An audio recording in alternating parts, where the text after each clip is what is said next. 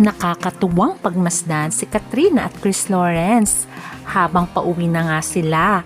After makareceive ng award, si Katrina at Katie, although hindi nakasama si Katie dahil may sakit, at nanalo pa nga si Kat ng Darling of the Crowd, which is very proud naman si Chris Lawrence sa kanya.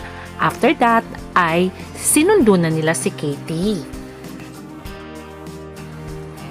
Ngayon ay nakarating na sila sa Palawan, kung saan doon mag-spend ang KKK family ng kanilang Holy Week.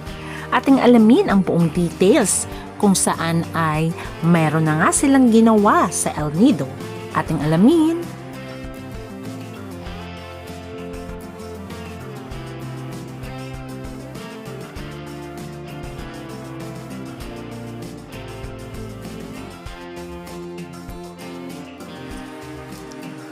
Matagal na rin panahon nang maghiwalay si Katrina Halili at Chris Lawrence. Kahit naman sila ay nagkahiwalay, ay syempre nandun pa rin ang communication nila dahil may anak nga sila, which is si Katie. Naging co-parenting sila pero hindi sila close. Tulad nga ng sinabi ni Kat, ay hindi sila nag-uusap talaga pag hinihiram si Katie. Ay bihira lamang sila mag-usap ng seryoso. At nito nga lang lately, year 2026, nang sila ay mag-usap ng seryoso, nang magkaroon sila ng collaboration at the same time staycation, kung saan ay napag-usapan nila ang kanilang issue before. At sabi nga ni Kat, hindi rin naman siya perfect at ganun din naman si Chris Lawrence. So gagawin na lang nila ang lahat para sa ikabubuti ng kanilang anak na si Katie, which is naging maganda naman. Dahil marami silang realizations. At hindi lamang yon, nagtuloy-tuloy ang kanilang bonding as a family. Tinawag sila ng mga fans na KKK. Chris Lawrence, Katrina Halili and Katie. Kaya naging KKK family. Maraming taong nagmamahal sa kanila dahil nais nga ng mga fans na magkabalikan si Chris Lawrence at si Katrina Halili alang-alang sa anak nilang si Katie, which is hindi naman imposible dahil pareho silang single. At aminado naman tayo na inamin na nga ni Chris Lawrence na siya ay single. At according nga sa insider ay last year pa pala sila hiwalay nitong si Carmina K. De Leon. Kaya ang ginagawa naman ni Carmina ay puro throwback na lamang. Kaya siguro ay malaya na si KL na pumunta-punta kina Katrina. Alam naman natin na hindi rin gagawin ni Katrina maging close kay KL kung merong nasasagasaan tulad na lamang ni Carmina. Pero wala na nga sila ni KL dahil hiwalay na daw sila, ayon pa sa insider. Matatandaan kasi ang huling post nga ni Carmina ay October, kung saan ay nag-e-emote ito at nagpaparinig. After kasi ng birthday ni Katie ng September 2025, dito na nagsimulang magparinig itong si Carmina. After kasi ng party ni Katie, ay in-invite ni Chris Lawrence ang kanyang mag-ina sa J. Castles na in-endorso rin ni Chris Lawrence. At dito makikita ang sweetness ni Chris Lawrence kay Katrina Halili. Siguro daw ito ang dahilan na hindi na nakayanan ni girl ang kanyang nakikita at vinalag pa nga ito ni Chris Lawrence na makikita nga sa kanyang YouTube channel. Sabi nga ng mga fans, better na rin hiniwalayan nga daw ni Chris Lawrence itong si Carmina na may anak din sa iba. Kasi kung magsiselo siya kay Katrina, ay dapat hindi niya ginagawa. Kasi nga daw ay may anak nga itong si Chris Lawrence kay Katrina. At for sure lagi magkikita yon. Pero syempre siguro napapansin niya na iba siguro ang tingin ni Chris Lawrence kay Katrina Halili. Nandun pa rin ang pagmamahal. Halata rin dito sa videong ito kung gaano niya tignan si Katrina. Siguro hindi na rin nakayanan ni Carmina, which is better kaysa naman patuloy siyang masasaktan. Kaya naman kung mapapansin mo, early this year, January, ay nagkaroon ng collaboration si Chris Lawrence at Katrina, which is tinangkilik ng masa. At sinabi nga ni Kat na nag-usap na sila ni Chris Lawrence na sila dapat ay co-parenting sa kanilang anak. at kapakanan ni Katie ang lagi nilang iniisip. Pero ang naging magandang resulta ay nagiging close muli si Katrina at Chris Lawrence. At kita naman din natanggap din ni Katrina si Lyrics, which is nung birthday niya ay invite niya nga si Chris, pati ang kanyang anak rin na si Lyric. At tuwang-tuwa din si Katie dahil nakasama niya ang kanyang kapatid sa kanyang ama, which is kita mo naman kung gaano ka-love ni Katrina si Lyric, which is nagpasalamat naman si Joyce na ina ni Lyric. Naputol pansamantala ang banding ng KKK family dahil pumunta nga ng US si Chris dahil sa dami ng series of shows niya.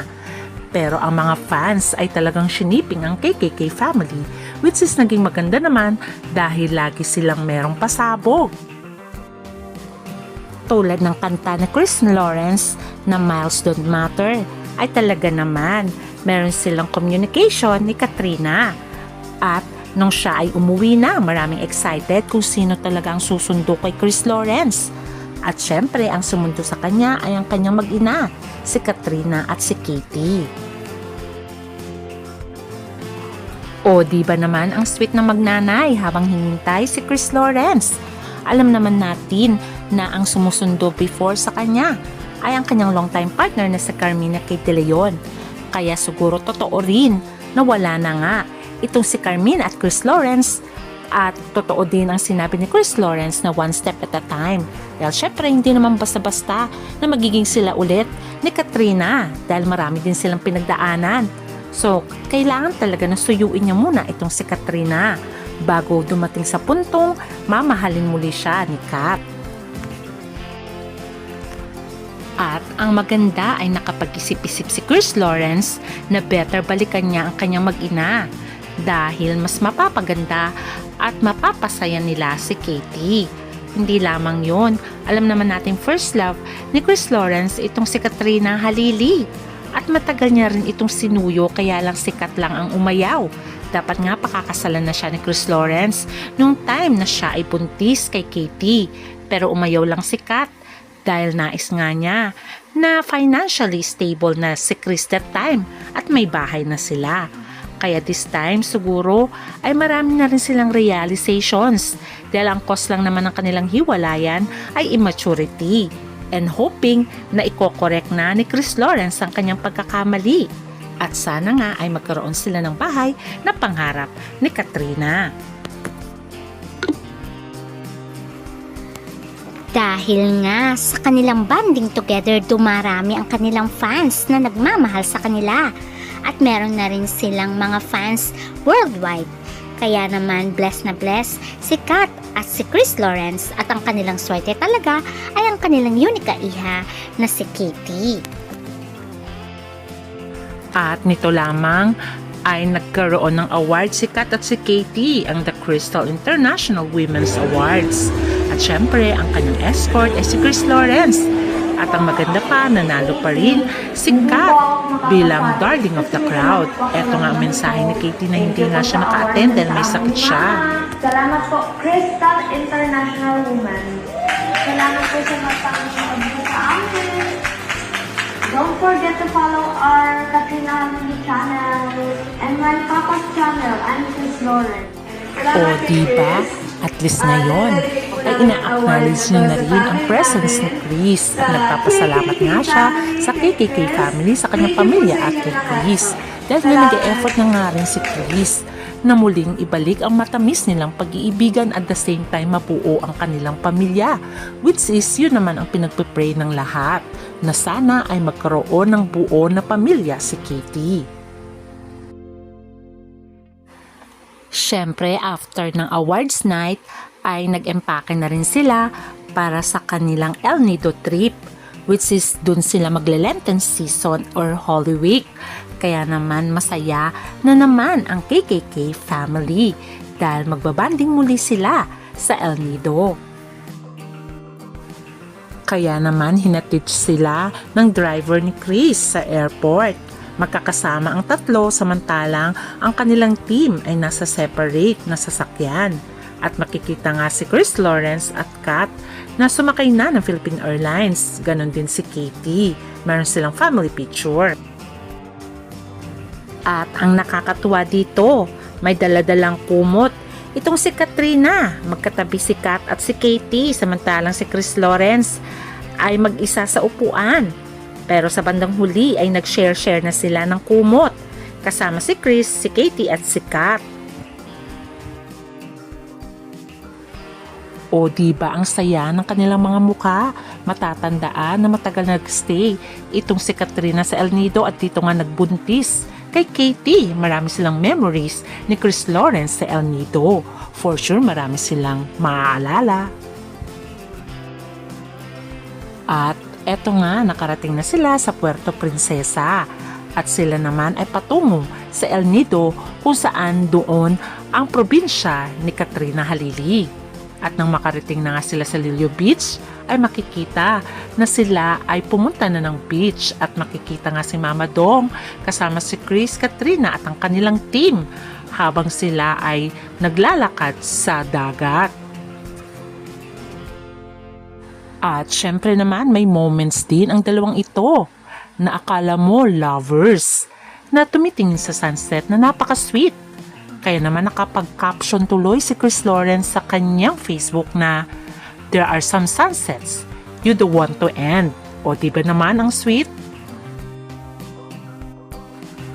At makikita nga sa larawang ito habang sila ay nanonood ng sunset ay makikita mo sila ay nagtatawanan. Ayon nga sa kanilang team, ano kaya ang pinagtatawanan ng dalawang ito? Baka naman naglulukbak sila sa kanilang nakaraan. At syempre napagod ang Team KKK sa kanilang pamamasyal sa dagat. Ang sarap ng kanilang pagkain. Karamihan seafoods. Na tulad nga ng sinabi ni Kat, ang namiss niya talaga ay ang seafood. O diba naman, ang sarap ng kanilang pagkain. At nag-e-enjoy lamang sila. Makikita mo si Kat at si Chris. Kaya masaya lamang tayo. Dahil for sure, maraming balik tanaw dito kay Katrina at Chris Lawrence dahil matagal din silang nagstay dito sa El Nido nung time na buntis si Kat. Kaya naman sana ang wish din natin dahil sa El Nido sila talaga nagkaroon ng pagkakataon na magbanding noon. Sana dito rin sa El Nido mabuo muli ang kanilang pagmamahalan. For sure magiging masaya si Kitty dahil magkasama na lagi ang kanyang mama at papa. O diba ang sweet nilang pagmasdan? Kaya abang na lang natin ang susunod na kabanata. Bye!